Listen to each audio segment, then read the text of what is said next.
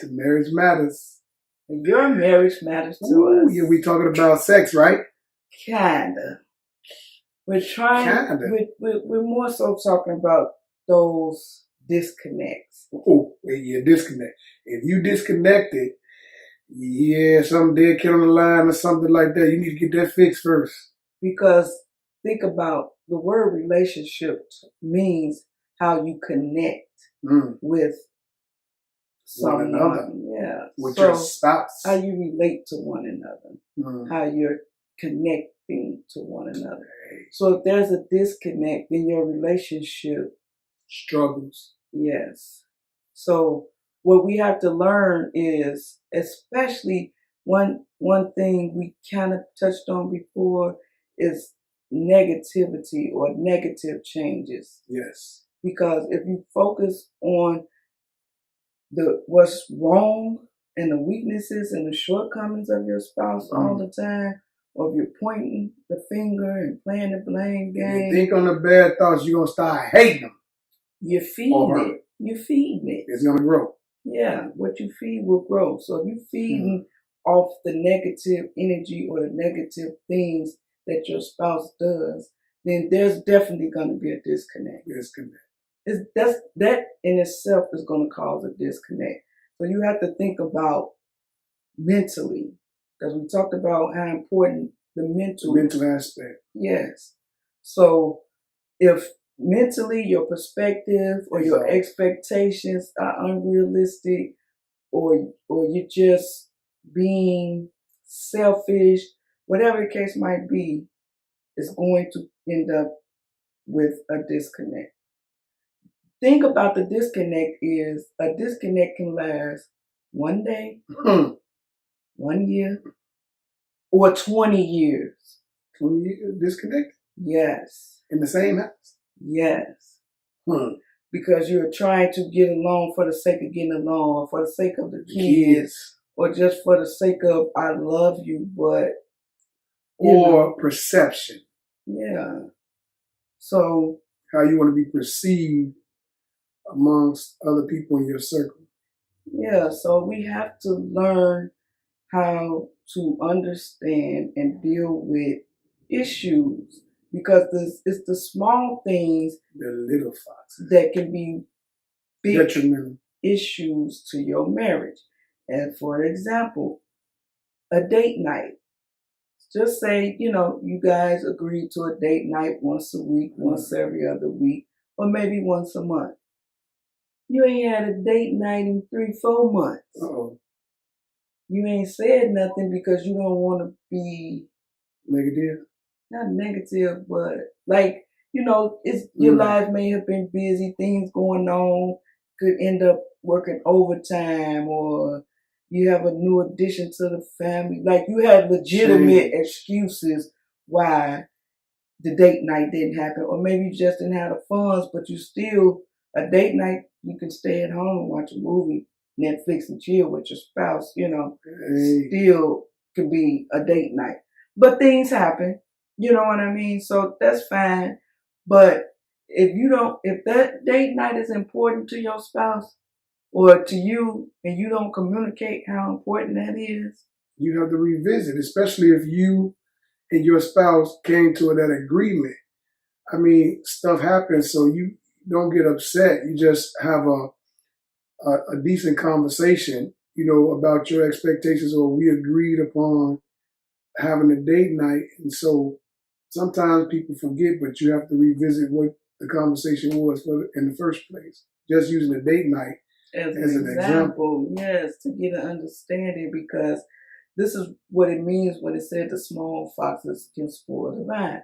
In other words, a date night can seem like a small thing, but for one of those spouses, especially if they are the one that loves to go, that may be important to them. And then the other one is a couch potato, so they don't see it as important. Yes. They know it's important, but they don't think that way naturally, because it's not how they work. If they sat at home on the couch with you and watched a movie, that was a date night, maybe in their mind, but in your mind, maybe not. Right, because you wanted to go out. Get up and get out. Even though we in quarantine these And get days, something. you know. But just for example, when we wasn't in quarantine and you wanted to have a date night and you wanted to get out, because you with a couch potato, you implement a date night so that person, if they're a couch potato, can go out with you sometime instead of always being at home. Mm. You know what I mean? So whoever, the date night is important, don't get me wrong, because you need to date your spouse. That's true. Facts. But in that relationship, the person that needs that or wants that, because that's, you know what I'm saying, what they desire, What they then need. it's important to them. And you know, What's important to them, it should be important to you. and their feelings are Valid. So you want to make sure you're taking them. You don't take them for granted that you're validating their feelings and that, you know, you being, what's the word I'm looking for? You being there for their needs. You making sure that they feel like you care. Right, being considerate, because when you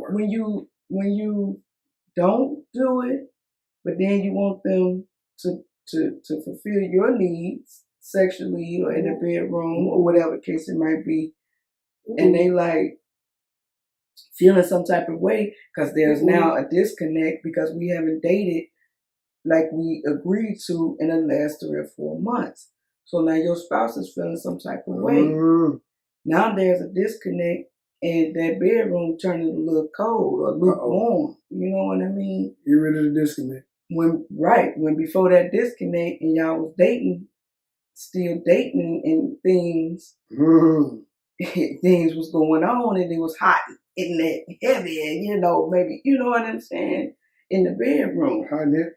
So if you're trying to figure out why it was just hot and heavy a couple and months everything is slowed down. Right, and now it's like cold and slow. What happened? From like last month, I couldn't get you off me. This month, I can't get you on me. You know what I'm saying?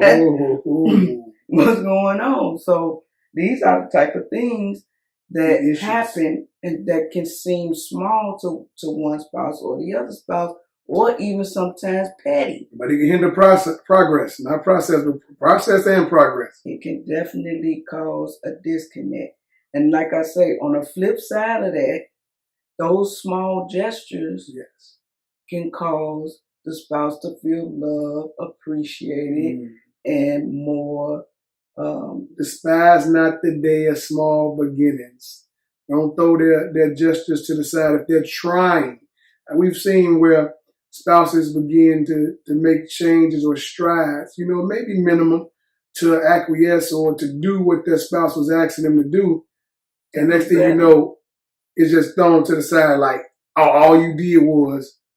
So now that person is feeling this small and you just killed the whole process and progress, and now we have a disconnect. Still, when you was trying to repair the disconnect, you disconnected again because you didn't understand that you studied crushing your spouse in those situations. So if those gestures are made to try to appease you or please you or let you know that I care, I hear you, and then to meet your demands and requests or your expectations, but then you feel like when I do it, you feel like that one you doing what you're supposed to do. Yes, I asked you or told you, but you ain't doing nothing what you supposed to do. You ain't doing me no favor. Okay? But what we fail to realize is, again, that perspective.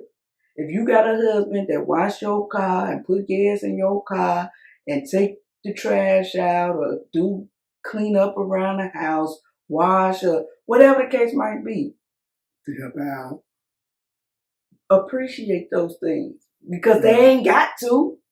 That's just like you, mama, you daddy, you got kids.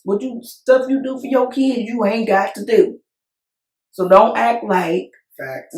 Your kids, when you do something for your kids and they act like, oh, you supposed to because you mom. No, I ain't supposed to buy you no $250 shoes. Ungrateful? Right. It's the same thing. Mm. When your kids feel like you ain't doing nothing but what you supposed to do because you mama or you daddy. Yeah. I mean, yeah.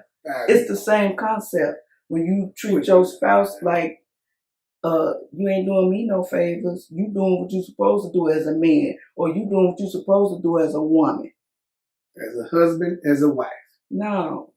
Be appreciative of what your spouse do, because trust and believe there's plenty of people that would love and appreciate the things that we sometimes take for granted. Right. So that's what I'm saying about learning how to reconnect after a disconnect. That's what we're trying to get you to understand. And to do it in a much healthier and hopefully faster manner. Like, don't wait till 5-6 months down the line to deal with it, because by then it's been other issues, okay, that's been piled up. That's why sometimes you don't know where the disconnect started. You can't trace it because you let that go, and then something else didn't happen, and it then went on top of that one, and now something else didn't happen, and it's piling up. So on and so on. It's snowballing. So you have to learn how to deal with conflicts and deal with the disconnections in order to reconnect and make things work. Because some of those things that's causing the disconnect can be easily repaired or fixed with a good, healthy communication. Conversation, yes. Communication, vulnerable communication, not conversation, hostile communication. I told you, that ain't gonna get it. Not gonna get it from neither party. You ain't my mama, you ain't my daddy, but love and healthy communication. Right. So, in all honesty, a lot of times we're dealing with the issues from an emotional space, usually an emotionally drained space. So if you're emotionally drained, by the time all of those things, issues them piled up, now the disconnect is not just a disconnect, it's a gap. It's widening with all those issues that's coming in between that disconnect. It's the Grand Canyon. Right. So now, like we used to say, when it's a weed, it's a little weed in the ground, you could pull it out with your hand, or you could put, run a little water on it to soften up the soil, and you can get the whole root out, and you good. But when that weed grow into a tree or a bush, when it's been sitting and piling up, and those roots grow, and that disconnect grow, much harder to repair. Very much so. So you have to get the right tools, the right resources, the right community, and learn how to communicate, revisit, restart, refresh, and repeat. Yes. So you can have a healthy relationship. Remember, it's not a problem unless you make it a problem. Some of the problems you're having in your marriage is not a problem. And today we have a few resources that we wanted to show you guys, just to, books, tools that you may be interested in. This one is like about the 5 love languages. Now You're Speaking My Language by Gary Chapman. We got the DNA of Relationship for Couples by Greg Smalley, Dr. Greg Smalley. We got How to Get Your Husband to Talk to You, okay, by Nancy Kopp. And then we also got one that says How to Get Your Husband to Listen to You by Nancy Kopp. All these husbands listening And You got the power of a praying husband. Mm-hmm. We got the power of a praying wife. Yes. And we got, honey, we need to talk. Thank you. Until next time. Do the work.